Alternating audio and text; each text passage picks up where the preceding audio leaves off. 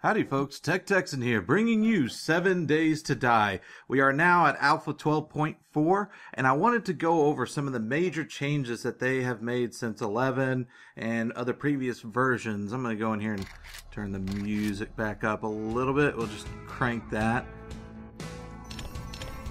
And they have made a lot of changes, and I love this game so much. I don't know why. There really is no objective to this game beyond survival. I guess if you're playing on a PvP server, there's some fun stuff to do there. However, yeah, I just love this game. They did a pretty good job with it. It's basically a zombie survival game. For those of you who don't know about it, definitely get it. I've gotten my money's worth in this game. So for those who know this game, you can see that there have been a lot of changes in the Alpha 11, which was done months ago. I did a video on that, and you have the weapon qualities that you have to worry about. You can no longer use the forge to make the gun parts. You have to find them. You have to loot buildings and things like that, which is also encouraging servers to decrease the number of days before the loot respawn happens. Except maybe a PvP server. On a PvP server, what they might do is increase the loot respawn days, forcing people to fight each other over gun parts and things like that. But in this server, I'm kind of cheating. I turned off the zombie spawn just for the sakes of demonstration, because as fun as it is watching people blow off the head of zombies, I think we've seen plenty of it before. The zombie genre in video games are pretty much getting oversaturated and getting a little old, but I still like a good zombie survival like this one, especially with a procedurally generated world.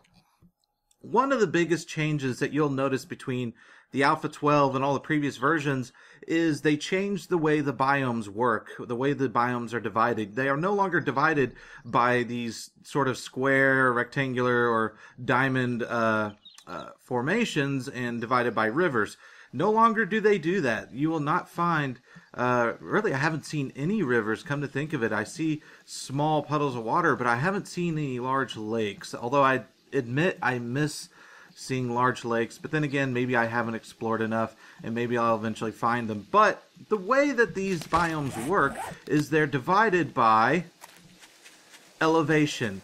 So the lowest elevation will have marsh type of biome, you know, the swampy biome. There's definitely water. Oops, wrong button.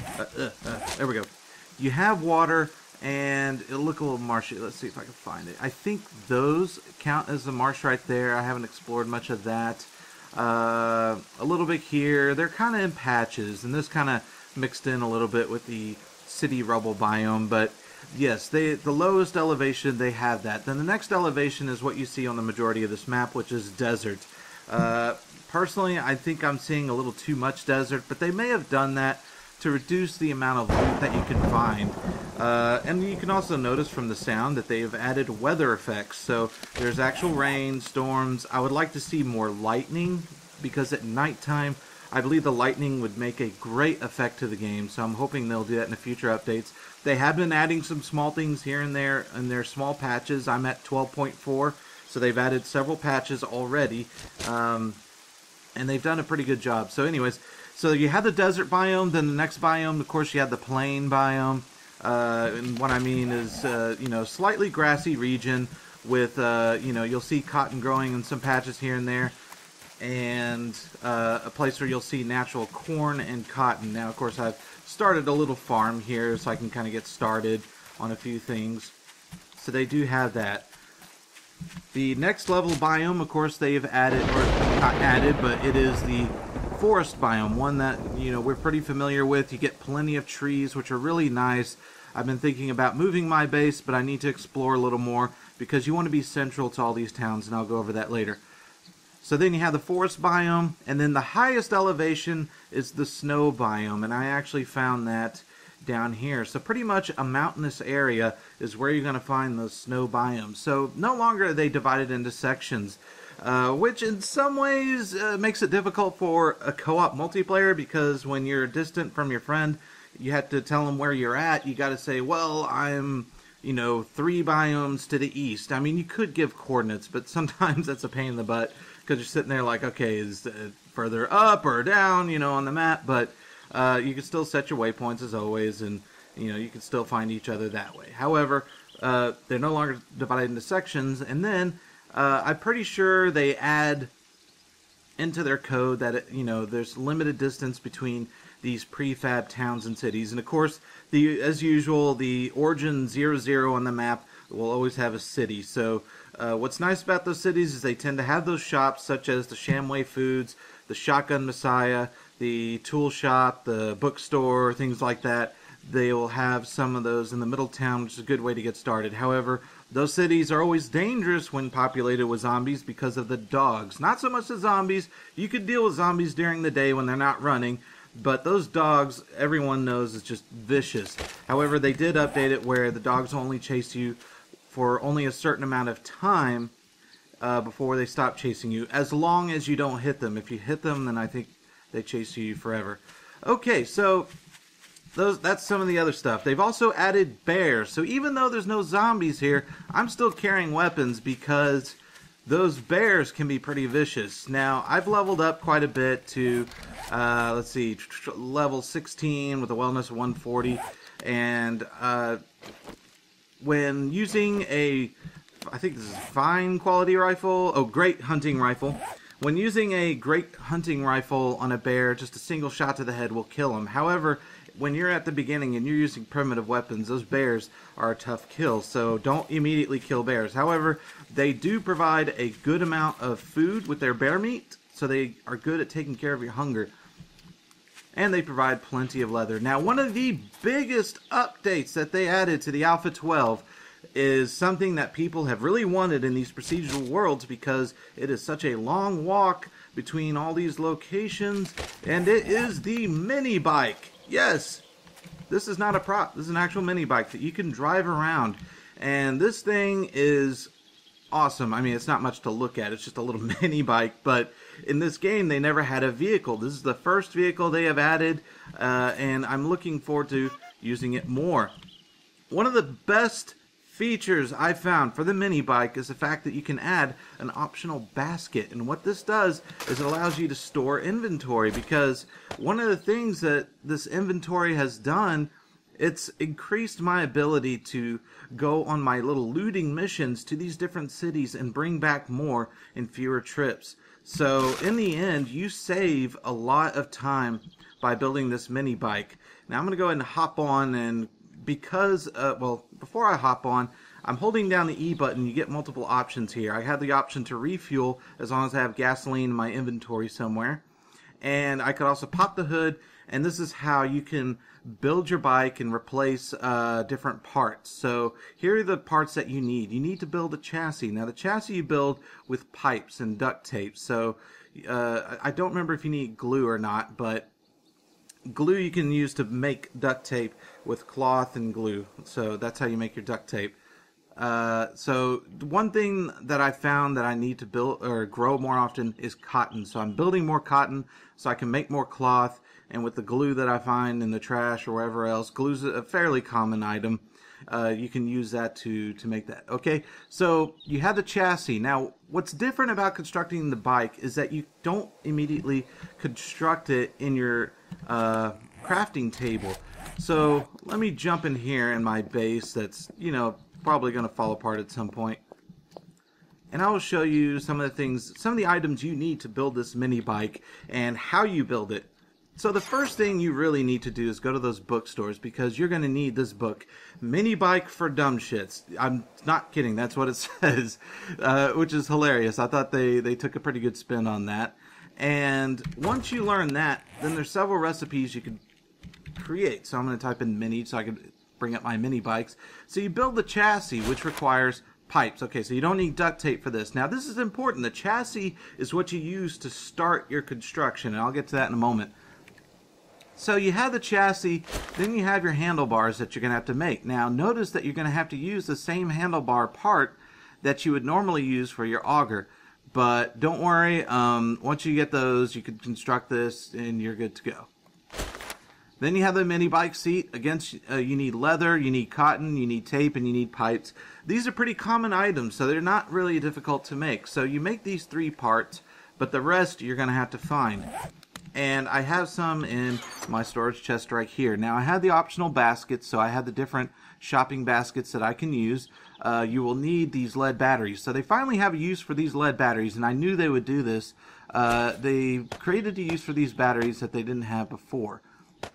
The other thing you're going to need is a headlight. The headlight is to make those handlebars, so you definitely want to collect those, but notice that there's no quality to the headlight. The headlight is just simply a resource. And of course, duct tape. You can make this or you can find it, either way. The scrap cable, you cannot make the scrap cable, which I found a little disappointing because it's just metal. I mean, you can make cable, right? You know, but I guess they don't want you to have the ability to do this, so therefore you're stuck with having to find cable. But don't worry, it's a little more common than you think. Check all the cars, all the tool shops, and you'll definitely find scrap cable. The mini bike wheels, this took me forever to figure out how to find until I had to really look online just to find out where. The wiki didn't even tell me. I had to look in some forums somewhere, and I finally got the answer. So I definitely want to tell you guys about the mini bike wheels. The tires you see laying around at the pass and gas stations, those gas stations, what you have to do is you use your axe or something like that to destroy those tires. And then there's a 30 or 40% chance that it'll drop some mini bike wheels. So it won't drop it every time. There's about a good 60 to 70% of the time that it's not going to drop those mini bike wheels. But destroying those will sometimes drop those, and that's where you find those mini bike wheels. So whatever you do, whenever you destroy those tires, make sure you're picking up those wheels. You want to try to find better quality ones. I have currently faulty quality stuff. I have a lot of faulty quality items right now. And then, of course, the engine. Now, keep in mind, the engine and the handlebars are also parts that you need to build your auger. So, in the version 11, you needed these parts to build the auger. So, you need to choose whether or not you're going to use those parts for the auger or for the mini bike, which I kind of like they did that. I love the fact that they did that because it kind of puts you in some small sense, a little conflict on, okay, whether should I use it for that or this? What's going to be better for me? Well, for me, it was definitely the mini bike because I have so many cities in my surrounding area that I need to get around a little quicker to avoid some of the nighttime mess.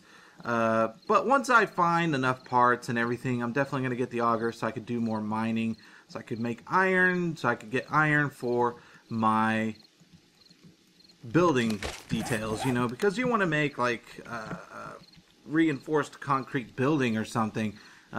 You know, this building is not good for defense. Again, I had the zombies off. I'm going to turn them off for a little while till I can find all these parts just for the sakes of demonstration. So I had that for you. So yes, that's the mini bike. Now, you're probably wondering, okay, I'm assuming the mini bike takes gas, and yes it does. It requires gasoline. However, it doesn't use up as much gas as you think. Now, as you can see from under the hood, I had these faulty parts. Now, the way, before I get ahead of myself, I was going to tell you how to construct your bike. What you do is, once you construct your chassis, you set the chassis on the ground. After you set the chassis on the ground, you can access it through popping the hood icon, and then you get this, and then you just click and drag your items up here to construct your bike. It's really that simple. And you have to repair it using these repair kits, so you have more use of these repair kits, so we have to worry about that.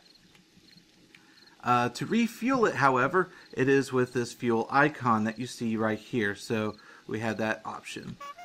Alright, so without further ado, I'm going to show you the speed of the bike. Now, the speed of the bike and how fuel efficient it is dependent upon the quality parts that you get. So I definitely want to get better quality parts. Alright, so you hop on and it goes into a third-person view.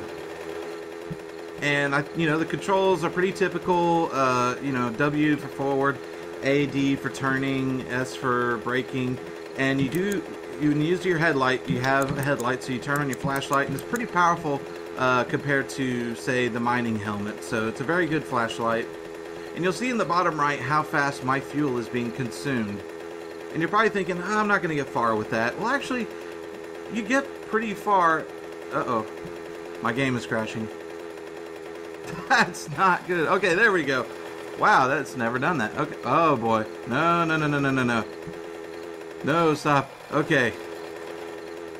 I have no idea what... it's probably loading some models in the distance, so I'm not going to worry too much about it. So, anywho, you can see that the gas is consuming at a fairly good speed, but, with a trip to... Okay, let me bring up my map here. I traveled from my base down to this city, or town. Then I traveled to this city. Then I traveled down to this city. Traveled down to this town. Came around all the way back. Wait, did I go that way? No, I took that a different route. I came down to this city. Then I came back up. That's what I did.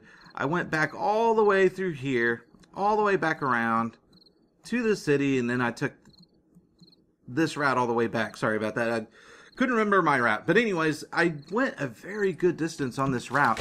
And it only used up about 5 to 6 cans of gasoline. It really wasn't that much. So though it looks like it's consuming a lot of gasoline, you actually get a pretty good distance out of those. So I have 22 cans of gas right now. That will definitely get me just pretty much anywhere I want to go that I've already explored and then some. So I will be exploring a little bit more on my map. Now, being that's procedurally generated, I don't know how much further you're going to be traveling. I got lucky to have this many prefab cities where I had those tool shops so I could keep searching for parts. I have it on a 3-day cycle for the parts replenishment. So there is that.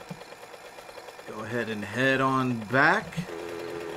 Now, from what I read online, you can also damage zombies by running them over, or at least running into them. I don't know the damage. I'm not going to test it until I get a better mini bike built, and I'll just use a crappy mini bike to test some of the features, like how does the health go down, or yes, the health of the mini bike go down when you have to repair it. What damages the mini bike, basically, other than a zombie swipe. Another really good advantage of taking the bike with you on those runs is that when you're killing animals and you're taking their meat, you stink, right? In fact, I don't know, I thought I saw a deer. When you see the deer or the pig or the bear and you kill them and you have meat on you, well, you're going to smell, right? Well, if you're at nighttime, then that could be a problem. Now, from what I also read, the mini bike, even the slowest mini bike, still travels faster than the running zombies at night. But I have not tested that theory yet myself. This is not the slowest bike, but it's definitely close because I have so many poor, faulty parts on this bike. The only thing I have good is the battery and a flawless shopping basket. So I had the faulty engine and the rest of the parts are poor. But anyways, you could travel pretty fast. However, when you use the shopping basket, you could put your stinky meat in there and you won't smell anymore. So you won't attract those zombies when you're putting the meat on the mini bike. So it's really good to go hunting with the mini bike. The mini bike is perfect for hunting. I'm no longer having to decide whether or not to kill a deer because whether or not I want to carry meat on me. So it's a really good option to have that. And as you can see, this flashlight is just awesome. You can see so much more with this flashlight. So there you have it, the mini bike, the biomes, it's all so much more different. You still have those different shops that they had in Alpha 11, the Shamway Foods, the bookstore, the Poppin' Pills store. So if you need medicine or bandages, it's a good place to get those. I think I have one right here. And another thing they added to these maps is you had these main roadways, but now they had these gravel trails that lead to the smaller points of interest, you know, just individual building like the one I'm in right now, and campsites, little puddles of water. So if you're looking for water to fill your empty glasses, following these gravel trails will certainly help. You can also find in these towns, probably the best thing to find in the towns are the cars. When you're starting off in a map, cars are the best things to search in because you can find some good starting tools in some of those cars if you can't find a tool shop right away. The tool shops are definitely the saving grace of everything. That's where you find your tools, other rare items for the auger and for the mini bike. So yes, you find your items for the mini bike in those tool shops. So you definitely want to check the tool shops over and over again. Do not destroy the crates that are in them, just to open them and find them. Another addition that they added are these gun safes. Now, well, no, they didn't add the gun safes. They just added a feature to them. When you find a gun safe, now this one I've already searched, but when you find a gun safe, and there's plenty in these little towns, in, you know, some of the attics or basements, when you find them, you will find them locked. The way you unlock them is to bang them with your iron pickaxe until the lock breaks. Then you can open them like you normally do. So if you find a locked one, don't worry. An iron pickaxe will get you in there. Now, if you have a crappy pickaxe, you know, be prepared to repair that pickaxe over and over again with your metal strips. I waited till I had a much better quality pickaxe before I even started going through those gun safes and getting all my gun parts. Of course, the other items that you want to collect, or I'm sorry, crates that you want to search, are those supply crates that fall from the sky as usual. They provide books, medic supplies, and gun parts. And you can see they've added a lot more schematics that you have to look up. No longer do these books give you just a large number of schematics. Used to, the leather tanning book would give you all the leather clothing schematics, but they no longer do that. Now you have to find them individually. Of course, they did that, I believe, back on the previous version. I don't remember. They added the shotgun slug schematic, so you now have two different types of shotgun shells. Of course, all the tools that you know of and the weapons, you have to find those. Individual bullet schematics, that's no longer one book.